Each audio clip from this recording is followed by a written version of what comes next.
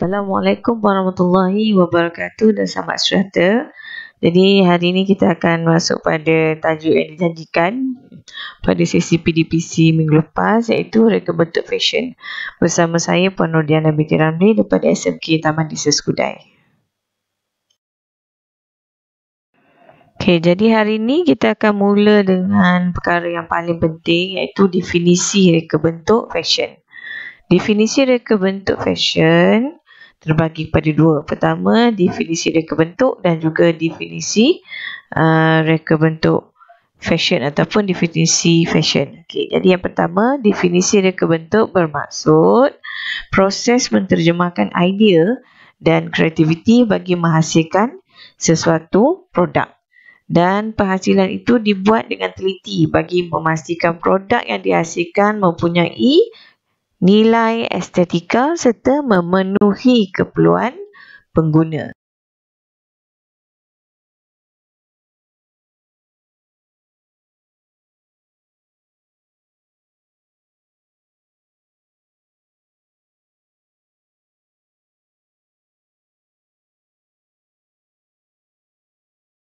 Fashion pula bermaksud gaya atau style serta tingkah laku yang diterima dan menjadi popular pada satu-satu masa.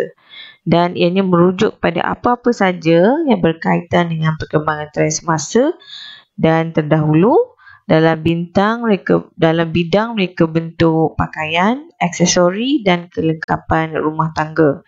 Ianya juga mencerminkan budaya dan simbolik kepada inovasi dalam sesuatu masyarakat. Apabila digabungkan kedua-dua definisi ini, iaitu definisi reka bentuk dan juga fashion, maka apa yang kita dapat rumuskan ataupun kita hasilkan ialah suatu proses atau bidang seni yang mengaplikasikan idea pada sesuatu reka bentuk atau rekaan pakaian atau aksesori. Reka bentuk fashion menekankan aplikasi konsep, prinsip dan elemen reka bentuk serta estetika atau keindahan semula jadi dalam rekaan. Ianya melibatkan proses pengulangan, peniruan dan inovasi. Ianya juga dipengaruhi oleh budaya dan sosial. Populariti sesuatu reka bentuk fashion berbeza mengikut umur, geografi, pekerjaan dan tempat. Ianya sentiasa berubah dari semasa ke semasa. Jadi, kata kunci yang di-highlightkan di sini ialah ianya adalah merupakan proses ataupun bidang seni mengaplikasikan idea, rekaan pakaian dan aksesori, dan juga ianya melibatkan proses pengulangan, peniruan dan inovasi dan memberi pengaruh kepada budaya dan sosial. Okey, dan ianya sentiasa berubah dari semasa ke semasa. Faktor-faktor yang mempengaruhi ini adalah seperti reka bentuk fashion yang berbeza mengikut umur, geografi, pekerjaan dan tempat.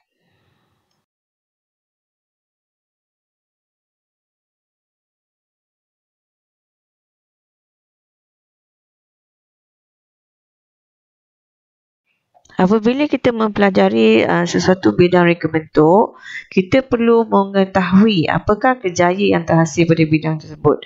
Bagi reka bentuk fashion, ada 4 kejayaan utama lah. Antaranya adalah pereka fashion, iaitu fashion designer, peramal fashion, fashion forecasting, tenaga pengajar dan juga branding image ataupun image consultant. Bunyinya akan sama, tetapi apa yang diberikan ataupun perkhidmatan yang diberikan berbeza mengikut tugas ataupun mengikut bidang tugasnya ataupun konteks perkhidmatan dalam bidang fashion itu diberikan. Jenis reka bentuk fashion terbagi pada dua, iaitu pertama, A. Pakaian dan B. Aksesori. Apakah tarifan pakaian? Pakaian adalah penutup kepada badan dan anggota badan seperti tangan, kaki dan kepala. Contoh-contoh pakaian adalah seperti seluar, baju tee, skirt, blouse, kemeja, baju kurung dan tudung. Manakala takrifan bagi aksesori adalah benda yang dipakai oleh individu sebagai perhiasan atau tambahan kepada pakaian. Contohnya topi, tali pinggang, sarung tangan, beg kasut, jam dan scarf. Teknik cantuman bermaksud proses mencantum, menyambung atau menyatukan kepingan fabrik atau bahan lain bagi menghasilkan produk berbentuk fashion. Terdapat 4 kaedah cantuman yang utama. Pertama adalah jahitan, kedua sulaman, ketiga tampalan dan yang keempat adalah lain-lain jenis cantuman mudah.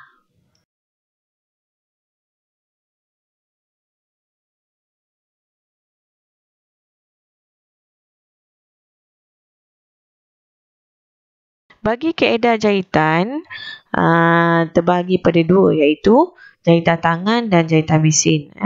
Jahitan lebih praktikal kerana cantuman yang dihasilkan adalah lebih kukuh, sekata dan kemas. Contohnya, pengokot atau stapler dan pita telefon juga boleh digunakan untuk membuat cantuman. Tetapi untuk mock-up, lebih sesuai untuk mock-up kepada reka bentuk fashion. Kaedah sulaman. Kaedah sulaman ni lebih pada tujuan untuk hiasan bagi menjelaskan lagi keindahan dan estetika pada reka bentuk fashion. Terdapat beberapa jenis sulaman, iaitu pertama sulaman manik, ribbon, labuci, benang dan aplikat. Kaedah tampalan digunakan untuk menampal susunan bahan seperti manik, ribbon, fabrik, doko, mutiara, butang dan hiasan lain pada reka bentuk fashion.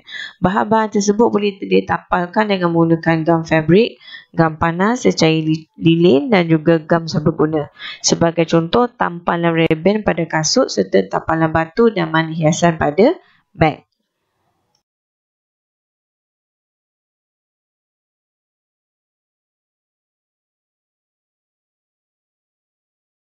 Kaedah lain yang digunakan selain daripada contoh-contoh tadi adalah contoh pengokot atau stapler dan juga pita telefon yang boleh digunakan untuk membuat cantuman seperti pada kertas, plastik dan juga fabrik.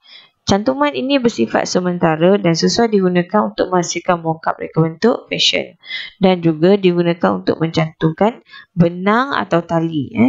Dan antaranya adalah seperti gelang, rantai serta aksesori perhiasan diri yang lain.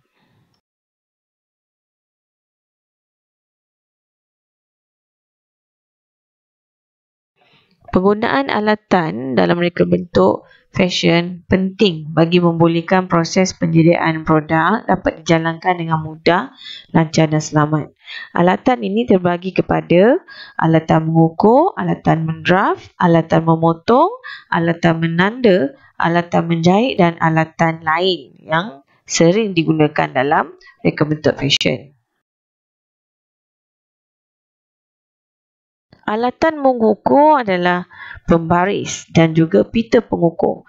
Pembaris digunakan untuk membuat garisan lurus, mengukur dan menanda. Manakala pita mengukur digunakan untuk menghasilkan ukuran tepat khususnya yang melibatkan bahagian melengkung seperti mengambil ukuran badan dan menyediakan pola pakaian.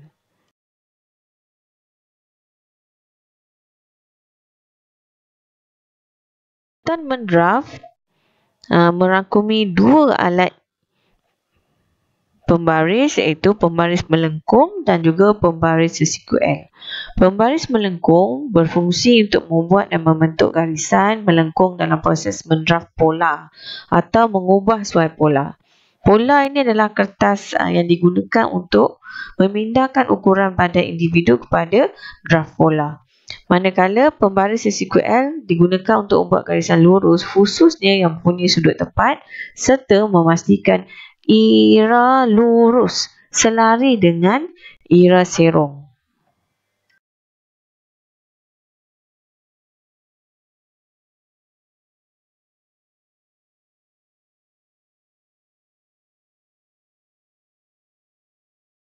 Alatan memotong terbagi kepada pertama gunting kertas yang digunakan untuk menggunting kertas khas untuk kertas, gunting fabrik yang digunakan khas untuk menggunting fabrik, Manakala kacip dan sniper ataupun sniper digunakan untuk mengunting benang dan juga digunakan untuk mengunting bahagian kecil atau sempit.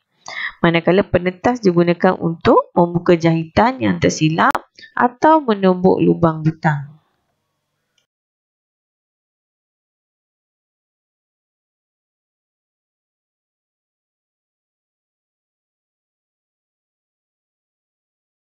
Alatan menanda pula adalah pertama, pensel tukang jahit. Pensel tukang jahit digunakan untuk menanda, menulis dan membuat garisan penanda pada kertas dan fabrik. Kapur penanda digunakan untuk menanda garisan pemadan dan memindahkan garis tanda pola pada fabrik. Roda surit dan kertas karbon juga mempunyai fungsi yang sama. Manakala jarum peniti digunakan untuk menyemat pola pada fabrik dan menetapkan kepingan fabrik sebelum jahitan dimulakan.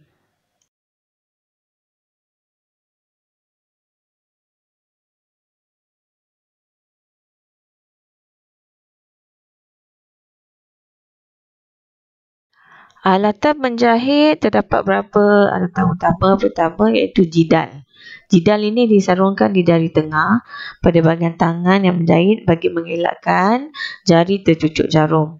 Jarum jahit tangan digunakan untuk menjahit bahagian-bahagian tertentu pada fabrik dengan menggunakan tangan. Mesin jahit pula digunakan untuk menjahit jahitan lurus dan menghasilkan cantuman kepingan fabrik. Manakala mesin sulaman digunakan untuk menjahit hiasan sulaman.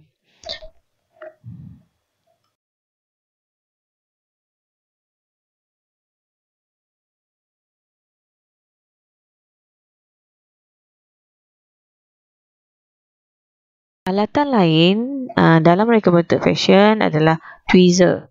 Tweezer ini digunakan untuk memasukkan benang yang halus ke dalam lubang jarum atau memegang batu perhiasan seperti batu manik ketika menggunakan cecair lilin. Manakala pistol perekat panas digunakan untuk mencairkan rod perekat panas semasa mengglue. Pengokot atau stapler digunakan untuk mencantum kepingan-kepingan kertas. Dan yang terakhir adalah pita selofan digunakan untuk mencantum atau melekat. Ini adalah antara alatan-alatan mudah dalam reka bentuk fashion.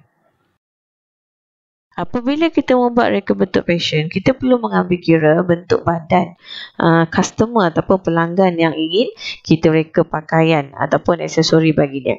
Jadi terdapat beberapa bentuk badan yang perlu kita kenal pasti. Pertama adalah segi empat, iaitu tubular, bentuk badan jam pasir hourglass, bentuk badan tiga segi terbalik ataupun inverted triangle, dan terakhir sekali adalah bentuk badan tiga segi, iaitu bentuk triangle. Jadi semua aspek ini kita perlu ambil kira bagi menghasilkan reka bentuk fashion yang sesuai dengan bentuk badan customer ataupun pelanggan kita.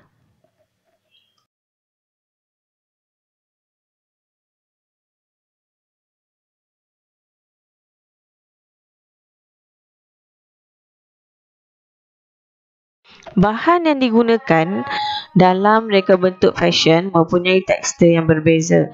Antaranya adalah tekstur yang berkilat, yang kedua tekstur kasar, dan yang ketiga adalah tekstur legap. Ketiga-tiga tekstur ini akan memberi kesan kepada bentuk badan dari segi ilusi optik. Maka pemilihan bahan yang mempunyai tekstur yang bersesuaian dengan badan sangat penting untuk menghasilkan ilusi yang cantik, kemar dan sesuai dengan bentuk badan. Untuk menghasilkan hiasan ataupun rupa bentuk yang lebih menarik dalam reka bentuk fashion, jadi beberapa jenis bahan digunakan. Pertama, fabrik. Yang kedua, benang, fabrik felt, kancing, butang hiasan, dan juga lapik dalam ataupun interfacing. Tujuan bahan ini digunakan adalah untuk menambahkan keindahan kepada hasil reka bentuk fashion kita.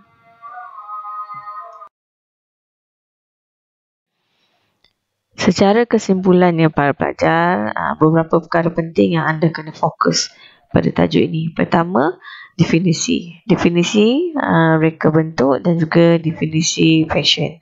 Dan apabila reka bentuk fashion itu digabungkan, apakah definisi yang perlu anda ingat?